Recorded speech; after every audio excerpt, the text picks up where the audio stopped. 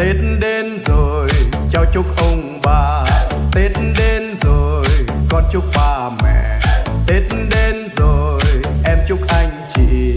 Tết đến rồi, cầu chúc muôn nơi an vui. Tết đến rồi, chào chúc ông bà. Tết đến rồi, con chúc ba mẹ.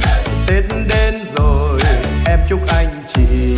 Tết đến rồi, cầu chúc muôn nơi an vui.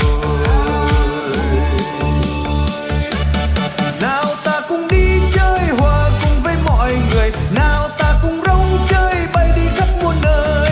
Nào ta cùng đi chơi hòa cùng với mọi người. Nào ta cùng rong chơi bay đi khắp muôn nơi. Oh, oh, yeah.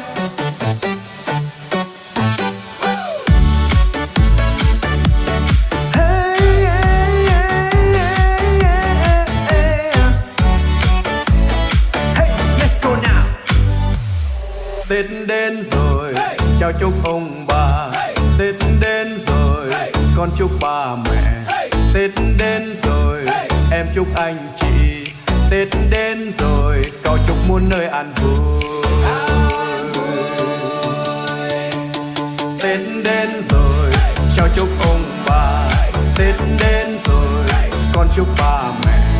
Tết đến rồi, em chúc anh chị. Tết đến rồi, cầu chúc muôn nơi an vui. One, two, nào ta cùng đi chơi hòa cùng với mọi người. Nào ta cùng rong chơi bay đi khắp muôn nơi. Nào ta cùng đi chơi hòa cùng với mọi người. Nào ta cùng rong chơi bay đi khắp muôn nơi. Oh, oh, oh, yeah.